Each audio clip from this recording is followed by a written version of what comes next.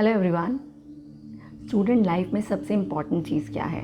उनके रिजल्ट्स, उनका कंसंट्रेशन, उनका फोकस। इवन उनके पेरेंट्स का सबसे बड़ा चैलेंज भी यही होता है कि वो कहाँ अपने बच्चों को ऐसा इन्वायरमेंट दें जहाँ उनको बहुत पीसफुल इन्वायरमेंट मिले, उनका फोकस इंक्रीज़ हो, उनके एकेडमिक रिजल्ट्स अच्छे हो जाएं। हम एज एन पेरेंट बहुत ट्राई भी करते हैं कि घर के अंदर शोर ना हो जब वो पढ़ रहे हों, पर क्या आप जानते हैं कि जहाँ वो बच्चे पढ़ते हैं, जो उनका स्टडी रूम होता है, कई बार वहाँ पे अनसीन नॉइस भी होती है जो कि काफ़ी अनप्लेजेंट होती है उनके लिए, उनकी कंसंट्रेशन को इफ़ेक्ट करती है। आज हम ये सारी चीज़ें बात करेंगे कि किस तरीके से बच्चे का वास्तु के हिसाब से स्टडी रूम होना चाहिए, और अगर हम स्टडी रूम वास्तु के हिसाब से नहीं बना सकते हैं तो क्या ऐसी चीज़ें करें जिससे उनका कंसंट्रेशन, उनके एकेडमिक रिजल्ट्स चेंज हो जाएं, उनका फोकस इंक्रीज़ हो, उनका स्टेमिना इंक्रीज़ हो, पढ़ाई करने के टाइमिंग्स इंक्रीज़ हो, जिनमें वो ज़्यादा से ज़्यादा मेहनत करें और उनको बढ़िया रिजल्ट्स मिले।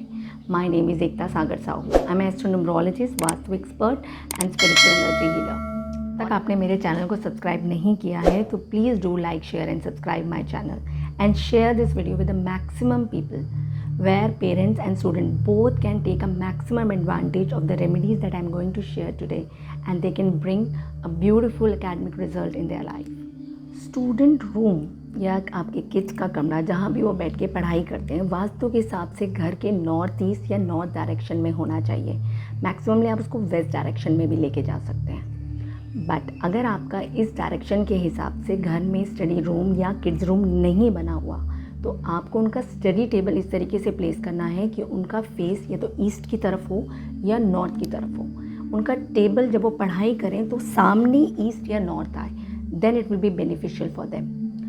Second thing, the most important, उनके सामने एक वॉल नहीं होनी चाहिए।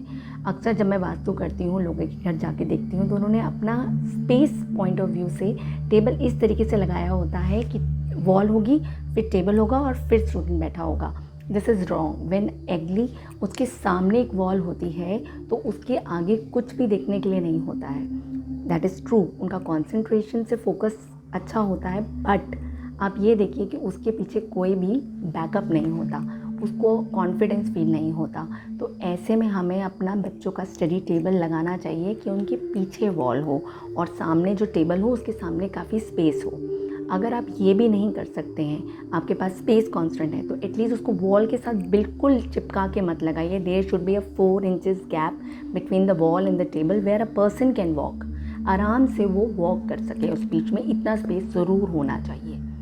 थर्ड, आपके बच्चों के कमरे में अच्छे से लाइट होनी चाहिए। लाइट का कभी कोई प्रॉब्लम ना आए, उसका नेचुरल लाइट बहुत अच्छे से रूम में फॉल करे। इस चीज़ का बहुत ध्यान रखिएगा क्योंकि नेगेटिविटी क्लियर होती है सनलाइट से। दिन की रोशनी उनके रूम में अच्छे से आए। पर्दे हटा के रखिए ताकि खूब सारी डे लाइट उनको मिल सके, उस रूम को मिल सके। फोर्थ, द मोस्ट इम्पॉर्टेंट, अपने अगर बुक शेल्फ अपने सामने वॉल पे इस तरीके से लगा रखा है कि सामने वॉल है, उसके ऊपर बुक शेल्फ है। अगर बुक शेल्फ इस तरीके से है कि बच्चा पढ़ाई कर रहा है और उसके ऊपर सर पर शेल्फ है और उसके ऊपर वो बुक्स रखी हुई हैं, तो प्लीज़ हमेशा याद रखना, आपका बच्चा इतना प्रेशराइज पड़ेगा कि उसको रिजल्ट्स नहीं आएंगे।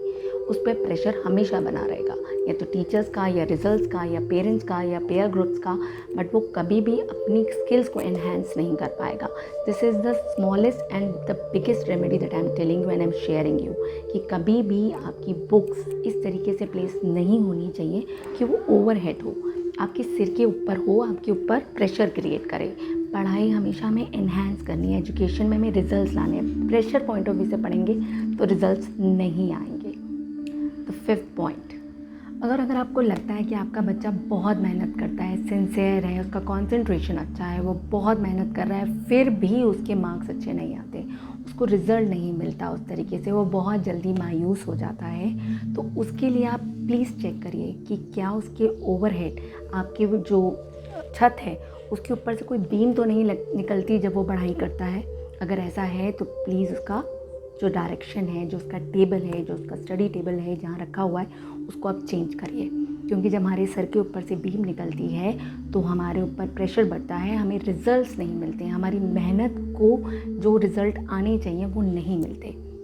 लास्ट में आपको मैं एक बहुत इंपॉर्टेंट टिप देना चाहती हूँ, वो ये है कि आप अपने बच्चे का लक फैक्टर कैसे इंक्रीज़ कर सकते हैं थ्रू योर स्टडी टेबल। आप लेकर आइए एक स्टडी लैम्प, जो टेबल लैम्प होता है जो हम टेबल पे रख सकते हैं, जो इन्हांस करता है उसकी लक को, उसकी कंसंट्रेशन को, और वो रात को चाहे फुल लाइट जला के पढ़ रहा हो बट वो लैम्प ज़रूर जलाए। अब वो लैम्प रखना कहाँ है? अगर हम स्टडी टेबल के ऊपर रख रहे हैं और स्टडी लैम्प ला रहे हैं तो उसको हमें साउथ साइड में रखना है। जो आपका स्टडी टेबल होगा उसका जो भी साउथ साइड है वहाँ पे रखिए। 2-3 चीज़ें बहुत बहुत इम्पॉर्टेंट होती हैं, जैसे कि मैंने आपको वॉल बताई, वॉल पीछे होनी चाहिए, आगे नहीं। आपका बुक शेल्फ हर हाल में आपके सामने, आपके सिर के ऊपर ना आए। आपके टेबल की डायरेक्शन या तो नॉर्थ फेसिंग हो या नॉर्थ ईस्ट फेसिंग हो। That is really really nice to increase their memory. उनकी जो मेमोरी होगी, जो भी वो याद करके जाएंगे, जब वो ईस्ट की तरफ बैठ के पढ़ते हैं तो उन्हें वो बहुत आगे तक याद रहता है। दैट इज़ द रीज़न उसको ईस्ट फेसिंग बोला जाता है वास्तु में। वास्तु अपने आप में एक बहुत बड़ी साइंस होती है और बहुत ही रिज़ल्ट देती है, आपको जल्दी रिज़ल्ट देती है। ये सारी रेमेडीज़ आप ज़रूर करिएगा और इस वीडियो को मैक्सिमम लोगों के साथ शेयर कीजिएगा ताकि सबको बेनिफिट हो। I hope you are liking my video. Please do write in the comment box that how you are liking them and what kind of videos that you are looking forward. Thank you so much.